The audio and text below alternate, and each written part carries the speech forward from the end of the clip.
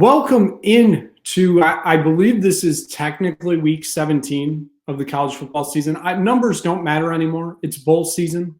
We are into the first round of the college football playoffs, the newly expanded 12-team playoff. We, of course, are here to preview the whole first round for you. It is, of course, Nick Burt, Justin Walsh, Jay DeCoster, Matt Merrifield, once again not with us tonight. We can say that he's dodging us because of his Heisman pick for the beginning of the season. I will have a statement when we get to that in a minute. But actually, the Coors Light I-75 Divide Cup is happening tonight. And sometimes the I-75 Divide Cup waits for nobody as the Flint Firebirds take on the Saginaw Spirit tonight. So that is where Matt Merrifield is tonight. Hopefully he's joining us next week. I mean, who knows? We'll see, but his plan is to join us. So that's nice. But Justin Walsh, welcome back. You're back for another week. I mean, again, you're one of the constants here. Jay, not so much. He's mostly here. But how's it going, Justin Walsh? Michigan State, big win last night as we record against Oakland, even though they struggled in the first half. But like I said to you in the pre-show, that's actually the biggest sign that Michigan State basketball is back because they are struggling with Oakland in an NBA arena. Yes, they did not look like they were back for a while, but the main point that I want to make for Michigan State basketball is Xavier Booker is back. I mean, four games in a row in double digits. He has been red hot lately. He has been cooking. This team's ceiling rises exponentially if we can get this kind of play out of him consistently. And I do want to say, my day was going all right. It was going all right. I was working, got home, and then I realized that I received a letter in the mail today from somebody very near and dear to my heart, and it contained the single greatest Christmas card that I have ever received. So I'd just like to preview this for everybody here. Look at all these beautiful pictures of our gracious host here at different sporting events. Just absolutely phenomenal. So, what else can I say except it's a lovely day. Jay Walsh, the back of that card, there was a picture on there too that technically you were there. You just weren't in that picture because I decided to choose the one you were not in. So sorry about that. It's okay. I get it. I didn't make the cut. I'll have to try harder next time. Hey, there's always next year. We'll grind it out. We'll figure it out next year. Because again, I mean, you were so close to making it, but you didn't. Jay DeCoster, your card is in the mail. It's somewhere on its way to Chicago. I have not gotten it yet, but I'm expecting it tomorrow. I hope you're prepared. I'm very excited to see it. And, the DePaul Blue Demons, as we talked about, are dead. It's not great. You know who else is probably dead? The Chicago Bears. That was a rough watch on Monday. They've been dead since the Hail Mary was tipped in the air and caught. So they've been dead for 2 months now. You know who's not dead, though? The Chicago Fire and Greg Berhalter. I mean, the Berhalter ball is going to be Soldier Field. The Soldier Field crowd will be ecstatic to see Berhalter ball this summer. This is going to be glorious. Jay, I hope you're ready because, at some point, I'm taking a train to Chicago this summer to go see Berhalter ball, and I'm making sure you're going with me. Of course, we will. We have that in the works. We have the Oregon game in the works, and then we have that in the works. Yes, both of those. I truly can't wait. Of course, the Oregon one is the earlier one in the schedule, but I cannot wait to go see Greg Berhalter at a 3/4 empty Soldier Field. I truly can't wait. College football, though, that's what we're here to talk about. We're not going to talk about last week because if you watched the show and saw the picks, absolute disaster. Jay Walsh, I don't even know if you want to say anything. It was just bad across the board for all of us. All I'm going to say is there are many people that I know that I highly respect their opinions when it comes to sports betting that say that 0-5 is just as impressive as going 5-0. And that's all I'm going to say about what happened last week. I mean, you're not wrong. It is as difficult to go 0-5 than it is 5-0. That's why when you play Club Keno at the bars, if you play 10 numbers and go 0 for 10, they actually give you $5 because it's as difficult as going 10-0. So, Jay, I don't know if you wanted to add anything in about last week because that was just – it was a disaster for all of us. I mean, yeah, I don't know. Like, betting on that game is just crazy. It's crazy as it is. Like, I don't know. There was like 10% of me that thought Navy was going to win that game. I don't know. I mean, Army just did not show up. They took their American Conference Championship and said, F it, we're not going to play well in this game. And they got steamrolled. I mean, and the overhits. So it was a disaster. Like, everything did not go right. I mean, that it was literally the epitome of a disaster for all of us. And then Matt saying, I don't think Matt tuned into the show last week because fourth quarter after Jay Walsh said that he went 0 for 5 or something like that, he said, Army Navy prop bets call the number. I don't think he realized we all did that last week, but hey, it is what it is. But we're going to regroup. We're regrouping this week because it is a big week. As mentioned at the beginning of the show, the 12-team college football playoff kicks off. And it kicks off on Friday night. I taking a pause because Dan Hurley's yelling at the refs right now. What's new? No real surprise there as they go to overtime against Xavier.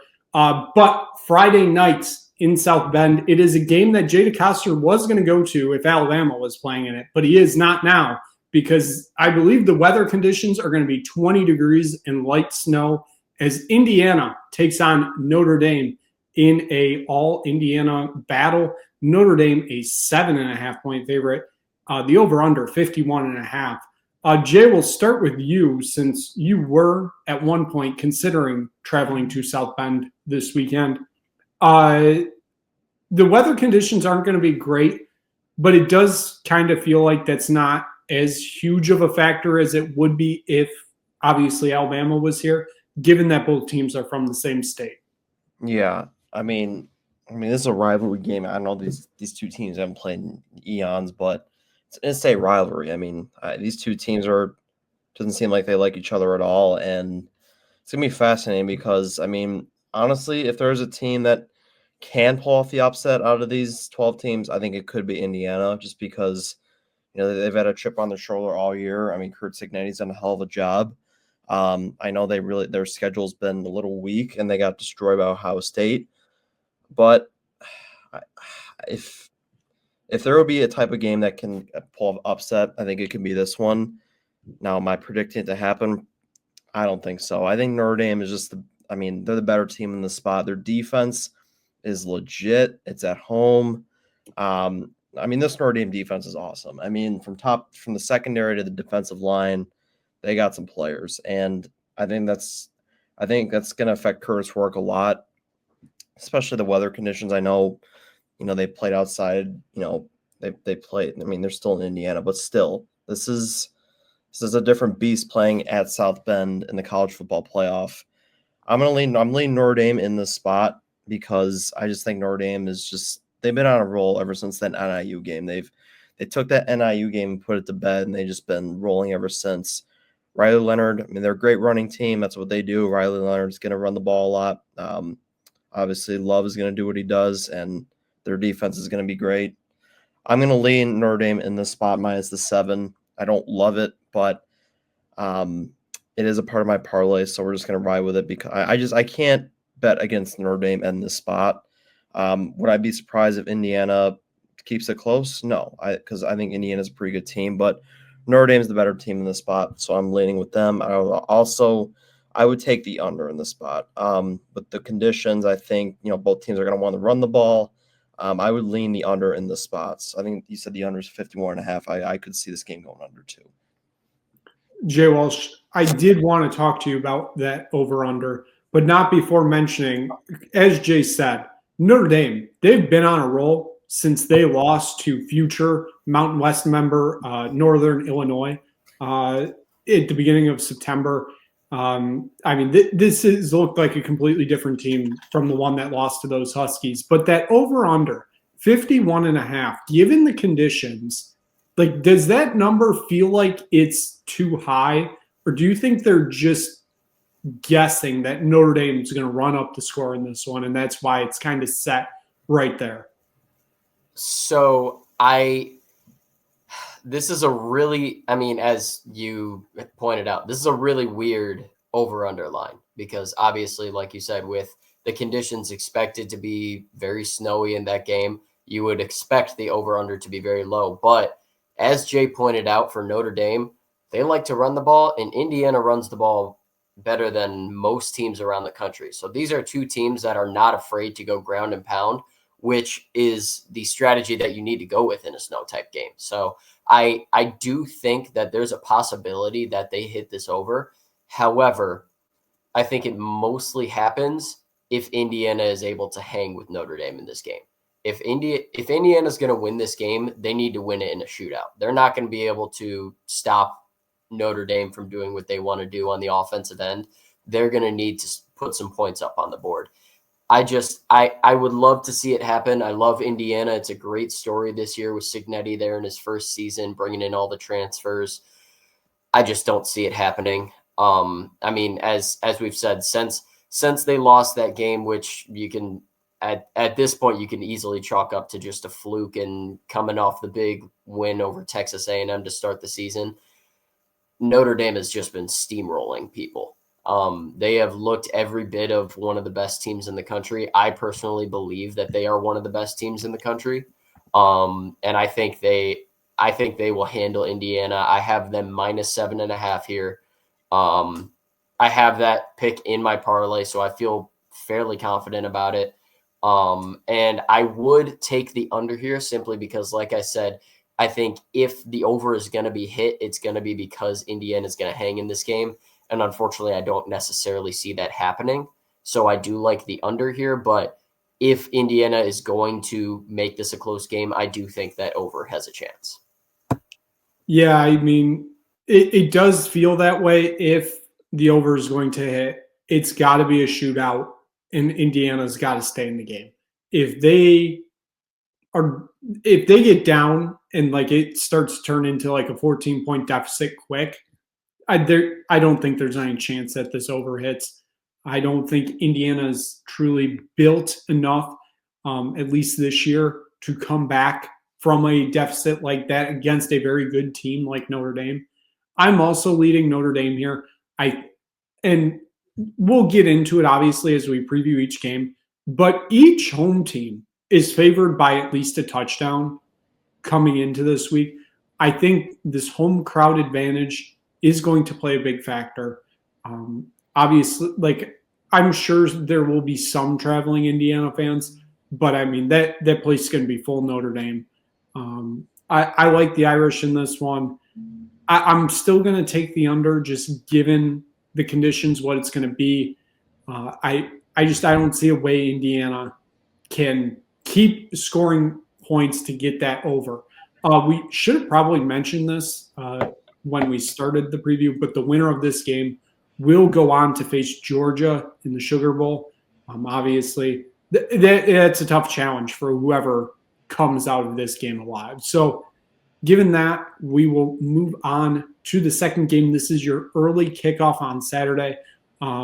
It's the big noon kickoff, except it's not on Fox. It's a whiteout, which I was told the big noon is ruining the whiteout, but here we are with a whiteout at noon. It is SMU against Penn State. The Mustangs traveling up to Happy Valley. Penn State, an 8.5-point favorite. The over-under 54.5. It's going to be another cold game. I believe we're looking at like low 20 or high 20s, I should say, low 30s. I don't know if there's snow in the forecast. There might be. Who knows? The winner of this game gets the opportunity to travel to Glendale to face off against Boise State. Jay Walsh, we'll start with you on this one. We'll just get this out of the way right now. James Franklin, notoriously not good against high-ranked teams. The SMU, I mean, they're somewhat ranked highly. Is this one of the games where he breaks that trend, or does he revert into his old self and somehow the ponies pull off the upset here? This is a really intriguing game. This, of the playoff matchups, this is by far my favorite matchup. I think this is going to be a phenomenal game. I think the strengths of these two teams this is kind of strength on strength. You've got very high-powered offense in SMU, very fast-paced, moving offense versus Penn State, the traditional Big Ten, we're going to lock you up defense, we're going to run it down your throat. I think this is going to be a very, very good football game. As for James Franklin, he tends to lose these kinds of games. But at the same time, I mean, they've hung around with opponents that are frankly better than them. I mean, we saw, obviously, they were in a pretty tight game with Oregon throughout most of that Big Ten championship. They were trailing for most of it, but they were hanging right in there. They put up 40-plus points on Oregon. So they're definitely capable of putting points on the board. With the number being 8.5, I lean SMU here simply because I think this is a game that could be easily decided by a touchdown or less. However, I do like Penn State to win in this game. I really like the over here. That's my main pick, and that is actually my lock of the week this week. Quick, just previewing that. My lock of the week is the over 54.5 here in this game. Part of the reason for that is I did look at the forecast. As of right now, there is not supposed to be any snow for this game.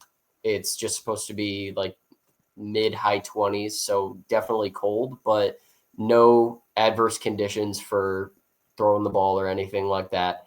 Like I said, the main thing is I'm really looking forward to watching this game. I think this is going to be a phenomenal football game. And a little bit of a side note, I learned earlier today that one of my coworkers is in fact actually going to this game because her dad went to SMU and put in a pool with a bunch of his old college buddies, and they're going to this game. So I am incredibly jealous and will be hate texting her throughout this game.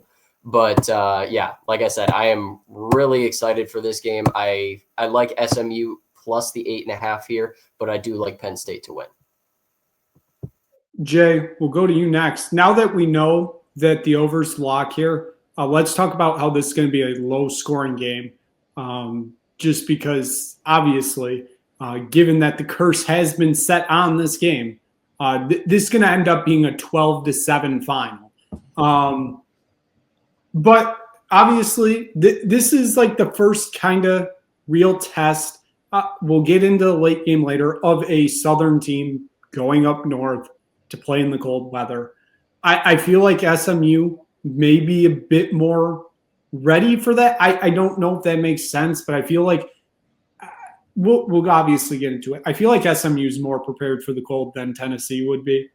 It's just a feeling I got. But, I mean, still, this is a huge game for both sides. One for James Franklin. I mean, if he can't beat SMU in the playoffs, and they got kind of an easy run to at least the semis. I mean, Agreed. If he can't beat SMU, that's huge. That's a huge problem. I mean, there's always the cardinal rule in college football. James Franklin in big games he's always going to find a way to blow it and choke. I don't know, man. There's a part of me that thinks SMU is, I don't know, like SMU is good, but looking at their schedule, choking against Clemson, obviously they got in, that's fine, but I mean, I don't know. I'm going to take Penn State. I'm taking Penn State.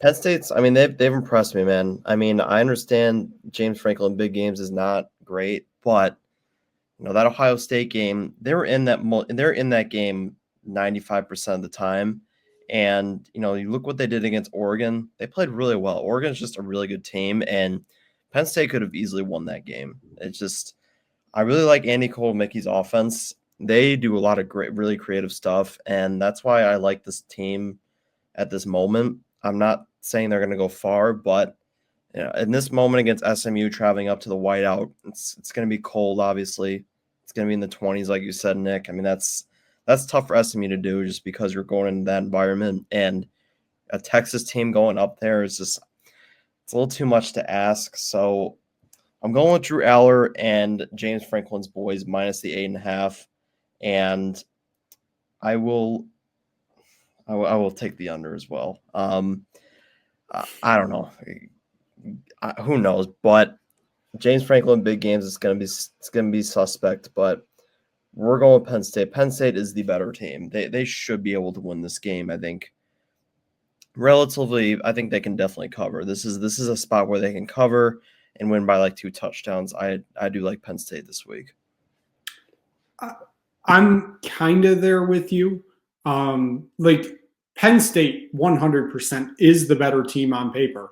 They should win this game, but that James Franklin factor scares me. That's why I do have SMU plus the 8.5 in my parlay for the week. Obviously, we'll get into that later. But I'm actually with Jay Walsh. I kind of like this to be a high-scoring game. I know that's cursed now, but like going into this, I feel like both teams can put up a lot of points. I mean, the last time we saw Penn State was against Oregon.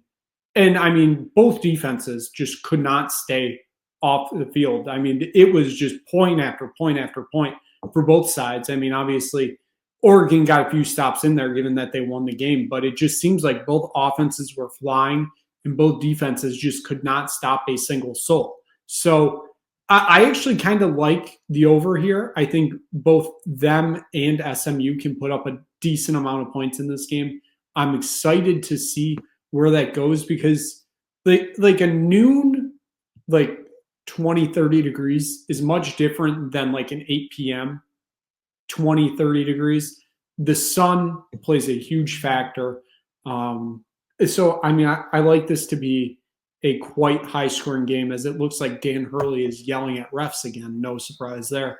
But, I mean, out of the 4 games, I think this is the most exciting one. I really do. I'm interested to see how this one plays out. Before we move on to the next game, I do have one more point to make about SMU. And obviously, I mean, everyone was kind of disparaging them all year about, strength of schedule. They haven't really beaten anybody. They get into the ACC championship game, and anyone who watched that game in its totality could see exactly what happened in that game, which was SMU was not prepared to play in a game of that magnitude yet against a team that talented. And so they got into a hole very quickly. Clemson was the more talented team, and they'd been there before. SMU was a little bit amped up. You could see they were making just stupid mistakes early on. Then they kind of settled in a little bit, and they started getting their offense going. They started putting up points, and all of a sudden it's a 2-3 point game. They take the lead late, or they tie the game up late. And obviously Clemson wins it on a last-second field goal. I think this game is going to be a little bit different because I think SMU now has a taste of what it's like to be there. Obviously, Penn State is a much better team than Clemson, and playing in Happy Valley is a lot different than playing at a neutral site game in the ACC championship. I understand both of those things, but I think SMU did get a taste of playing that level of football, and I think they're going to be much more prepared going into this one. And I mean, I very much back that point. I mean, the fact that SMU came back in that game is kind of the reason why I think they have a chance in this one. They showed that resilience because, I mean, they were dead in the water at halftime against Clemson. And, I mean, they were 30 seconds away from, I think it was going to overtime in that one. I don't remember what the score was, but It was go to overtime because I said they should have went for 2 and they didn't. They just prepared for overtime that they never got. But I that showed that I think they grew into that game a lot, and I think they will be more prepared going into Happy Valley. Again, Jay Walsh, like you said, very much different neutral site ACC title game with 20,000 people in attendance, and Happy Valley whiteout with 105 people or 105,000 people there. I mean, it's a big difference there, but I do like kind of where your head's at with this one because I do think SMU at least has a shot to keep it close. So we will move on to honestly don't know what time this game kicks off. It's 3:30 or 4. I know it's one of the two, but it is Clemson traveling to Austin to take on Texas. Texas is a 11.5-point favorite. The over-under is 51.5. Jay, we'll start with you for this one. I mean, that's the biggest line that we have in this first round of playoff games. Texas favored by 11.5. Last time we saw them, I mean, they were okay against Georgia. They didn't look great. They got it to overtime, but obviously they don't end up winning it, which is why they're in this situation. Clemson, we just talked about them. I mean, they escaped with victory against SMU in that ACC title. Do you think, given what Clemson has gone through this year, the fact that they won the ACC, do you feel like this line is set right, or do you think Clemson's being a little bit undervalued here? I think Clemson's being very undervalued. Look, I'm not a Texas guy. I mean, what they've done all year. I mean, you get steamrolled by Georgia at home, by the way. And I know I think I picked Texas in the SEC championship. Not doing it this time. Look, Clemson they're interesting. Because we've thought about this team as like, they've had a good offense all year. They lose to South Carolina, but then they go out and win the ACC, gets them in the playoff. I think 11.5 is way too much. I really like the spread. I really like taking the points here with Clemson. I think, look, Clemson's got the talent to compete with Texas. I mean, Klubnik is solid. They got some NFL players on that roster. They can definitely compete with Texas in this game. And Quinn Ewers, he has not impressed me. I mean, he was underwhelming in the SEC championship, and I'm not laying 11.5 points with them. I get it, it's at home, but I'm not laying 11.5 points with them. So I love Clemson in this spot. Honestly, I can even see them win this game. I don't know. I mean, I'm not saying Clemson's going far, but I do think they can give Texas a lot of problems in this game. So I like Clemson plus the 11.5. And I'm also going to take the over. I just think Clemson. Look, I mean, we've undervalued them all year, and we could say they they've proven us wrong. They got the talent to compete in this game, so I'm going to go Clemson in the spot. All right, so this is a really interesting game because on one hand, I have been all season a non-believer in Clemson. I mean, throughout the season when I would release the J Walsh rankings weekly, we had several weeks where JDC, you and Matt were on my ass about not including Clemson. And there were times that I was vindicated. And then obviously there were times when it seemed like Clemson deserved to be ranked a little bit higher.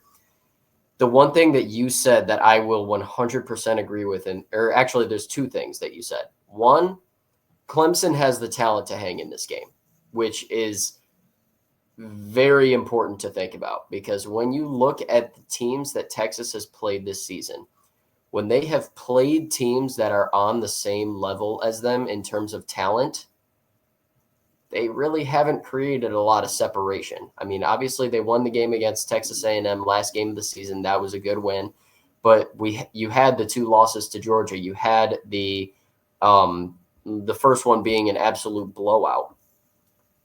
They really haven't created a lot of separation against teams with that level of talent. And as you said, Jay, Quinn Ewers really has not looked the part of being what he was thought of going into this season, which is one of the best quarterbacks in the country. He's really kind of struggled a little bit. I would not be surprised if we saw Arch Manning in this game. And I'm not just talking about like garbage time minutes. I would not be surprised if they throw him in for a couple plays here and there, or maybe even a full drive or two. I do like, or I really don't like it. I will take Clemson plus the 11.5 here, just because I think that line is a little bit much. I do think Texas is capable of winning this game by 2 touchdowns, but I do think I will end up going with Clemson here plus the 11.5. In terms of the over-under, I think I like the under here, just simply because, as we pointed out, Quinn Ewers really hasn't looked that great. Obviously, I mean, Texas is getting Jaden Blue back. Obviously, he's had a little bit of time to recover from that arm injury. He was very, very limited in the SEC championship against Georgia. So getting him back is a big boost to them. But at the same time, they're playing against a very strong run defense in Clemson. They're playing against a very talented defense in Clemson. I think, and obviously we've seen throughout the season that Texas's defense has been phenomenal against everyone not named Georgia. So I do like the under in this game, and I do like Clemson to cover. And before we move on, I would just like to address a sincere apology to Cade Klubnik. I was not familiar with your game. I disparaged you a little bit going into that ACC championship, and I am man enough to admit when I am wrong. He balled out in that game. He was absolutely carving up SMU's defense. So just a quick apology to Cade Klubnik. But getting back to the picks, I will take Clemson plus the 11.5 here. Don't love it, and I do like the under 51.5. I think no matter what, I think you're wrong. I think Texas is going to win this game, and it's going to be by quite a lot. I mean, we saw what Clemson had done to them by Georgia at the beginning of the year. I know that was the first game of the season, but I mean, that was just an absolute demolition. We saw what happened against South Carolina. We saw what happened against Louisville. Those are truly, like, I know SMU, that's probably their one good win on the year. I mean, the other 3 teams that they played that were pretty decent this year, they're all 3 losses on their schedule. Given that this is at home in Austin too, that crowd is going to be insane, I'm sure. Give me Texas minus the 11.5. And I feel like if I'm taking Texas minus the 11.5, it feels like it's going to be a high scoring game. So like, it kind of feels like you got to take the over. Like, I feel like the picks are combined. If you're taking the over, you're taking Texas also minus the 11.5. If you're taking the under, you're probably taking Clemson. Just kind of feels like that's the way this game is going to work out. It's going to be an interesting watch, though. This is going to be the warmest of the games this weekend, at least for the playoff. And even then, I think it's only supposed to be like 55, 60, somewhere in there, which, I mean, that's good to us. For them, they think that's cold. So it is what it is, but I like Texas in this one. So we'll move on to the last of the playoff games to start this playoff this year. It is Tennessee traveling to Columbus to take on Ohio State. This is your 7:30 kickoff. Ohio State, a 7.5-point favorite. The over-under is 45.5. Jay Walsh, we'll start with you on this one. That over-under, 45.5. This kind of feels like that's the number that it should have been at for that Notre Dame Indiana game. And it kind of feels like now this one is a little bit too low, even though, like, again, cold conditions going to play a big factor in this one. It does feel like that number is a little bit low. It does seem that way just because of, I mean, the talent of these two offenses. I mean, obviously we saw Ohio State throw up an absolute dud against Michigan, but we know, as evidenced throughout the season, they are very capable of putting up points when they need to. And Tennessee is very talented on that end as well. So that is a pick that I like here, the over the 45.5, even though it is going to be cold conditions. Again, as of right now, not projected for any snow in that forecast. So no adverse conditions for throwing the ball around. And I know that there's the big stigma of Southern teams coming to northern stadiums in the cold and struggling. Obviously, we just talked about SMU going to Penn State. You guys both said you kind of feel like Tennessee is the team that may suffer from it a little bit more. The biggest reason I think that is incorrect is because this Tennessee team, when they are at their best, they are running the ball down people's throats. And obviously, anytime you have a freshman quarterback, you want to put him in position to make the plays that you need him to make to win the game, and not put him in the position to, hey, let's have him throw the ball 50 times. Oh, no, he threw 4 interceptions and we lost the game. When Tennessee is at their best, they are ramming the ball across the line of scrimmage, running it down people's throats. And over the years, obviously, the past couple of years don't necessarily have anything to do with this season, but I think it's kind of ingrained in Ohio State at this point. And I said it a couple of years ago when they lost to Michigan for the first time. I said this is going to take a while for them to fix.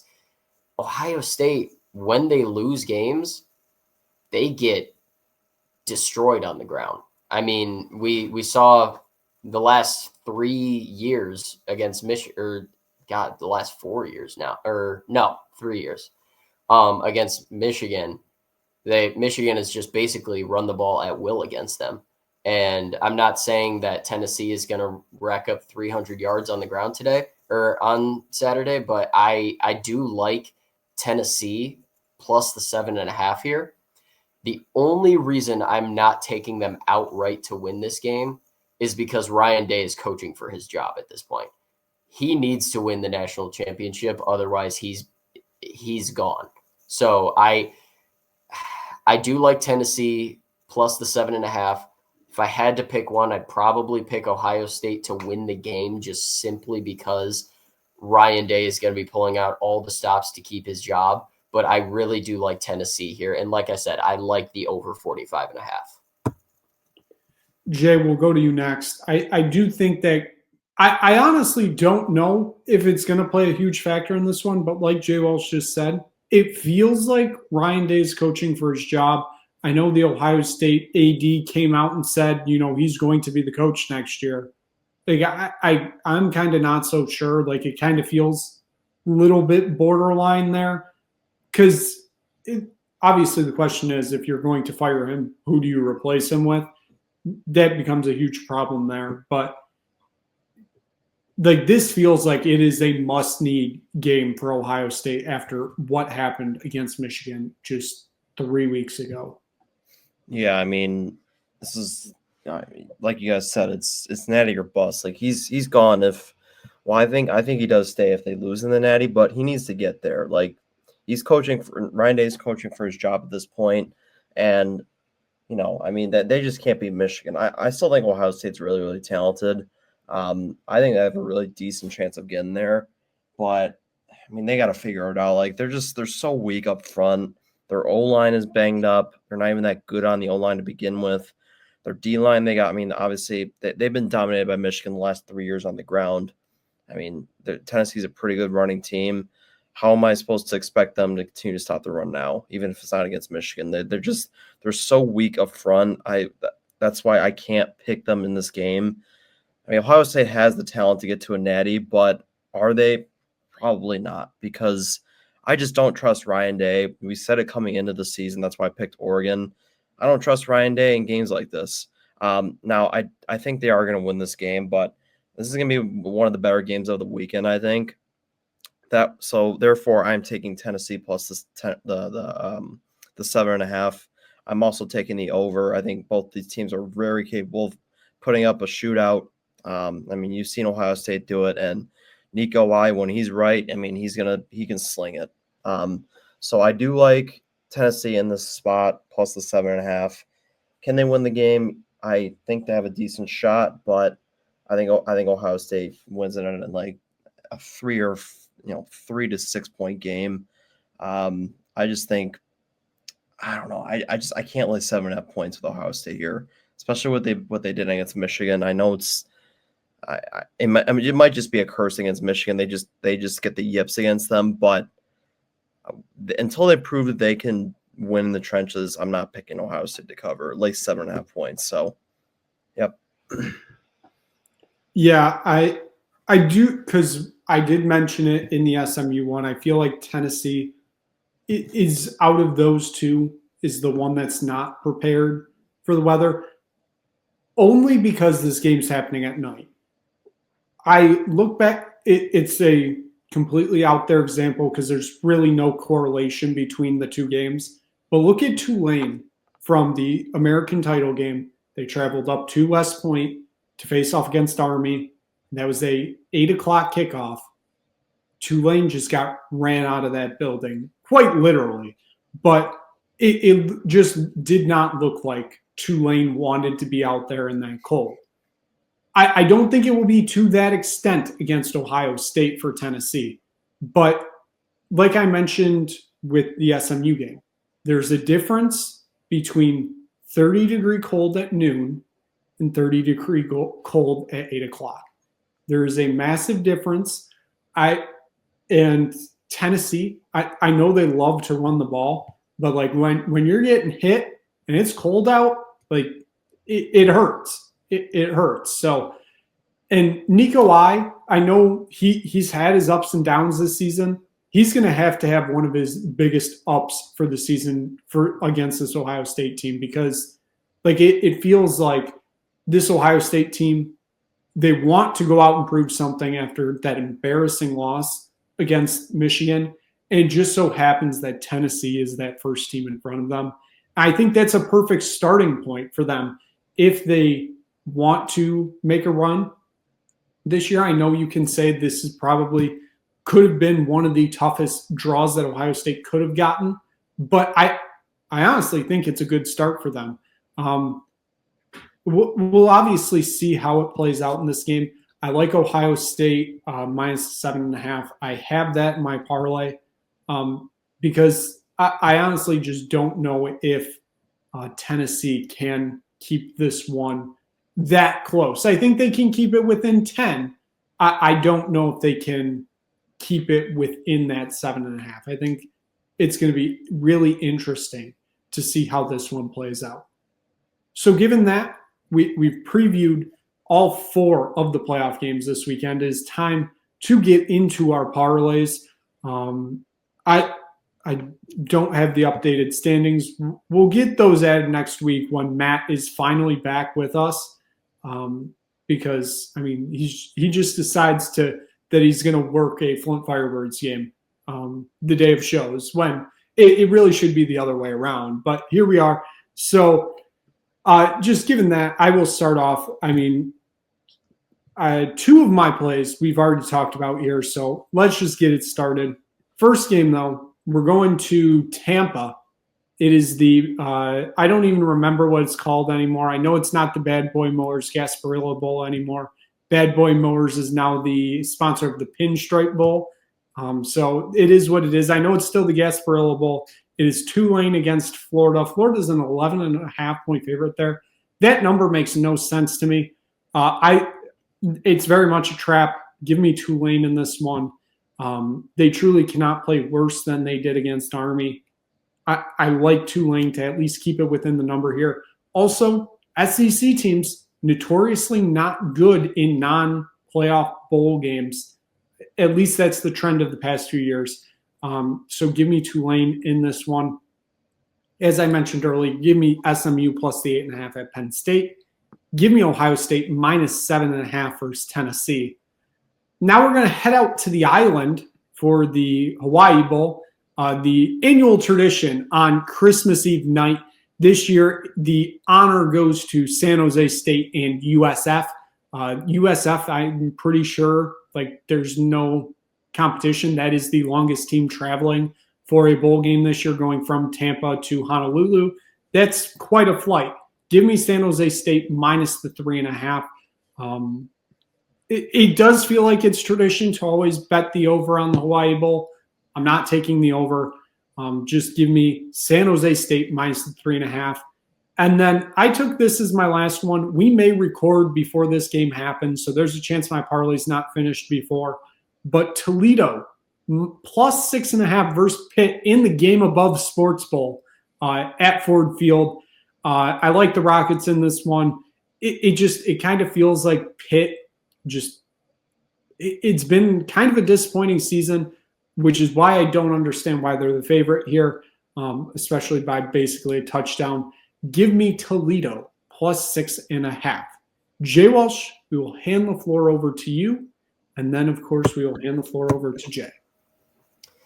All right. We're coming at here with our usual 5-pick parlay. We have already discussed 3 of the picks, so I'll just run through those real quick. Obviously, like I said earlier, I have Notre Dame minus the 7.5 versus Indiana. I'd love to see Indiana hang in, but I don't see it happening. I have SMU Penn State over 54.5. That is my lock of the week. Let's make it happen. And then my third pick that we've already discussed, I do have Tennessee plus 7.5 at Ohio State on the parlay. I think that game is I would be absolutely shocked if Ohio State wins that game by more than a touchdown. So I like Tennessee to cover there. My fourth pick, and as I said in the pre-show, Nick Burt would be so proud of me. I do have an FCS game on this parlay this week. We are going to the FCS semifinal, where we will see Montana State take on South Dakota.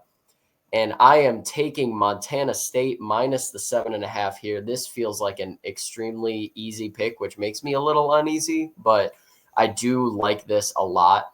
Montana State has just absolutely steamrolled this season. I mean, they've only had one game where the scoreboard ended up being close, and it was against UC Davis, and it's because UC Davis scored 21 points in the fourth quarter. Outside of that, Montana State has just absolutely demolished everybody they've played at the FCS level. And I mean, they're at 14-0 on the season. They are the best team in the FCS right now. I think they win this game easily. I will take Montana State minus the 7.5. And then my final pick, I am also going to what I will correct you, Nick, is called now the Union Home Mortgage Gasparilla Bowl between Florida and Tulane. And I am on the other side of the fence. I am taking Florida minus the 11.5 here. And part of the reason why I am doing that, as we have just lost Jay DeCoster, hopefully we will get him back before I finish making this pick, considering he needs to pick next. But well, I mean, we still got Matt's picks to do. I kind of forgot about that. So, I mean, okay. He has time so we to got get a little. back.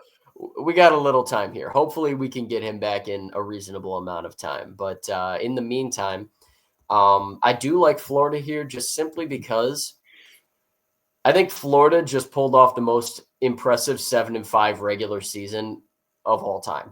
I mean, going into this season, it was a running joke that Florida had 3 games on their schedule that they looked like they could win, and they somehow won 7. I mean, they ended the season 3 straight wins, knocking off Ole Miss, LSU, and Florida State to end the year. Obviously, Florida State, kind of a lost season there, but still an in-state rivalry game. They are very hot right now. They're playing very well. I really like where they're headed moving forward and going into this offseason. And I think a bowl game is just going to kind of propel them to that offseason in an even better way. I think they're going to be playing hard in this game. They're going to be looking to say, hey, next season, we're going to be a contender in the SEC East. As we have Jay DeCoster back again. Welcome back, sir. But yeah, like I said, I really like Florida in this game minus the 11.5. So those are my 5 picks, and we will open the floor up to either Matt's picks or the resurgence of Jay DeCoster. We'll do Matt's picks quick because yeah. I don't know So what the hell just happened. My Mac just decided, you know what? I'm gonna stop. I'm just gonna shut everything. It frozen for like 30 seconds. I know you guys don't care, but I don't know what the hell happened. So that's fun. Jay, we Go do on with care. Matt's picks while I figure out my situation here. All right. So Matt has 4 picks this week. He is starting off with his lock. To be honest, not a ball knower. I have no idea what bowl this is. I believe it's the Cure Bowl. I could be wrong, but it is Ohio against Jacksonville State. Matt has Ohio minus the 3.5 as his lock for the week. Obviously, both teams currently don't have head coaches. So that's going to be an interesting to see how that one plays out. Matt has Notre Dame minus 7 against Indiana. He has the under 51.5 in that Clemson, Texas game. And then he is headed to Rocky Top, Tennessee. The Volunteers plus 7.5 at Ohio State. So now, Jay, we hand the floor over to you to close us out for the picks this week. All right, let's see if I can get good connection. So we're going to start off with the 3 college football playoff games. We're going to start off with Notre Dame at home against Indiana. I like Notre Dame to cover that 7-point spread. I think that's a pretty simple one for me. And then Clemson, Texas. I told you guys I've been a huge fan of Clemson this week just to cover. I love that line. I think Clemson can keep it close. Also, that's going to be my lock for the week. I think they can keep it close, and honestly, who knows? Maybe even win the game. The next one, I'm going Penn State over SMU minus the 8.5. James Franklin, a big game. We'll see how that goes, but I do think they are the better team at home. It should be a pretty good game for them. Next up, we're going to go to the DirecTV Holiday Bowl. It's 2 days after Christmas. Syracuse and Wazoo. I bet on Wazoo a lot this year. They've been a little up and down, but they are getting 14 points against that garbage school over in Syracuse, New York. I don't know why this is a 14-point spread because I think Washington State is definitely capable of keeping this close. And also, Syracuse has to make that flight all the way over to Snapdragon Stadium, and Wazoo is obviously pretty closer. So I will take Wazoo and the points there. And then next, we're going to go to the Rate Bowl. It's not the Guaranteed Rate Bowl. It's called the Rate Bowl now.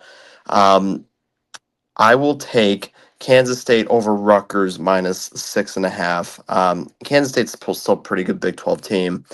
A little disappointing for them. I thought they'd be better this season, but I do like them to cover that 6.5-point spread against Rutgers. So give me Kansas State minus 6.5. And a little side note about that: shout out the White Sox for changing their stadium name from Guaranteed Rate Field to just Rate Field. Nothing's guaranteed with the White Sox organization. So, anyways, those are my 5 picks. Don't forget, Jay, it is a rate with a down arrow as the logo, thus indicating speaks on the White Sox, just like the White Sox, pointing down. It's shout out Guaranteed Rate, or I'm guessing just Rate now because they've rebranded everything. So, I mean, it is going to be an incredible week of college football. I'm excited for the playoff. It's at least storylines. Yeah, probably this year at least probably would have been better with just 4 teams, just given the gap and disparities between good and bad. Like, I mean, okay, Jay Walsh, you seem to be disappointed by what I'm saying. So I think this is an ideal year to debut the 12-team playoff. I want to open up by saying I have always said I think 8 teams was the best way to go. But if we're going to do 12, this is the year to do 12 because while I think Oregon is the best team in the country, I don't think they're unbeatable. I don't think that there's that kind of separation between the top tier teams and the next level of teams that there normally is.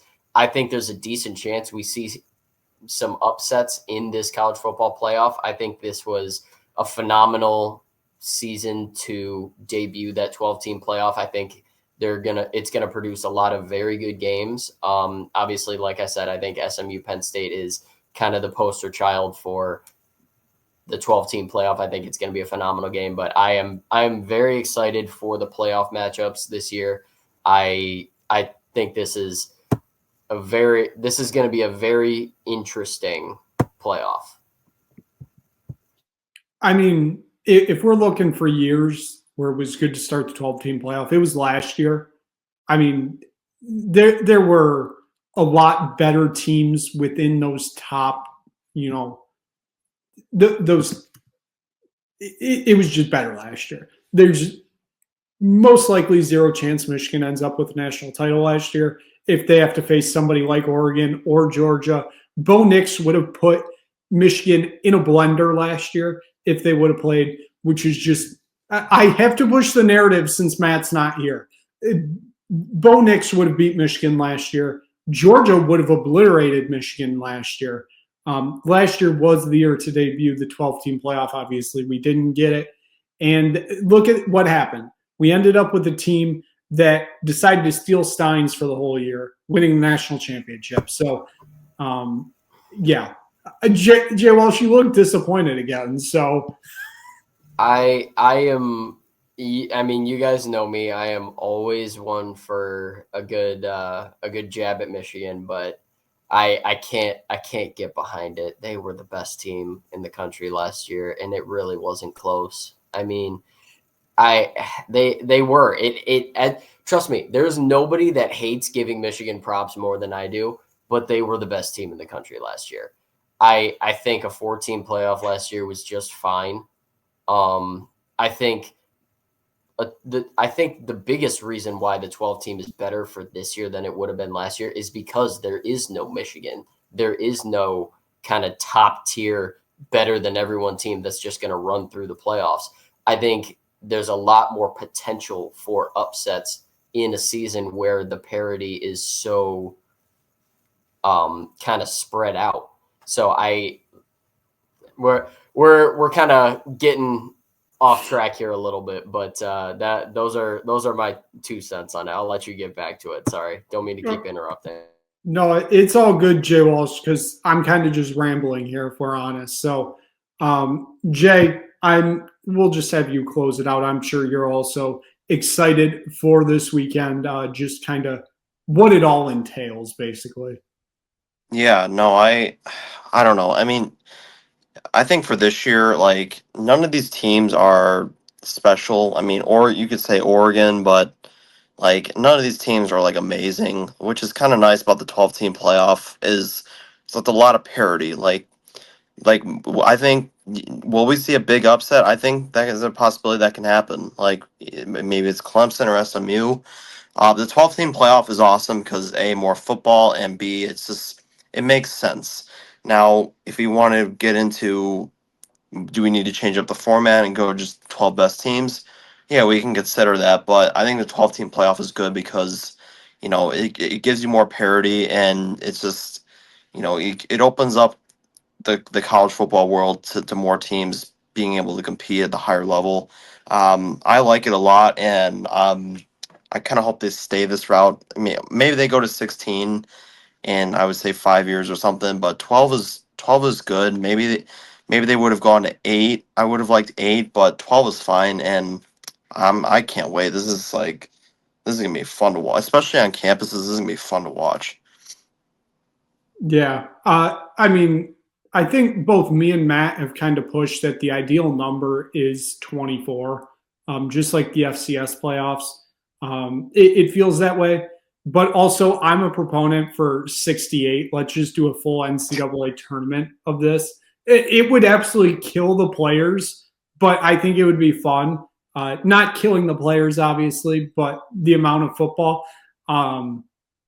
It's obviously never going to get there. I think 12 is at least it's good enough for now. And that's what we're going to be happy about. We're going to be happy we're here with 12-team playoff. And that's going to wrap it up for this week's episode of the Merrifield Sportsbook Show, minus Merrifield, of course. So for Jay DeCoster, Justin Walsh, thank you both for joining this week. We'll come back at some point next week to recap these games, to preview what would be the quarterfinal games when we start headed to bowl sites and we start seeing those conference champions play. It should be quite entertaining. Excited to see where this goes. So thank you so much for watching this episode of the Merrifield Sportsbook Show. If you just stumble across it, click like, click subscribe, tell anybody you know about it. Make sure you check out the whole Nick Bird Sports Network. The real question we're all asking right now is Tottenham Hotspur back? Once you're seeing this, you'll know the answer. You can go check back and see if they won the Carabao Cup quarterfinal match against Manchester City on Thursday. Probably not. I'm going to be honest. They probably didn't win, but on the off chance that they did, Tottenham Hotspur is 1,000% back. I cannot wait. Make sure you come back next week. Should be entertaining. Jay Walsh, do you want to close us out for the week? I just wanted to add, now that we're talking about the Carabao Cup quarterfinals, I do just want to throw out there that Newcastle kind of cruised to their victory today over Brentford. So I just wanted to kind of throw that one out there, in case a certain team that shall not be named, that was already mentioned in this broadcast, decides that they don't want to win their quarterfinal matchup. Just want to make that be known. Well, I mean, Brentford and Manchester United, two different animals. So, I mean, what can I say? Some would say you can only beat the teams ahead of you. So you can only beat the teams in front of you. It's true. Jay, I know you have nothing to say because I don't even think Chelsea are in the Carabao Cup anymore. So, but they're second in the table right now. Does that really matter, though? Does that really matter? Yeah, I mean, it's the best trophy it's the best league in the world. So, not named the Champions League. So, they've been better than years past. It's not the Europa Conference League, though, which, as I'm saying that, I'm realizing Chelsea are in that too. So that doesn't help my case. But we are very much off the rails right now. We got to wrap this up. Guy, keep it a quick 1 hour and 3 minutes. So thank you so much for watching. We will see you back again at some point next week for a quarterfinal preview here on the Merrifield Sportsbook Show.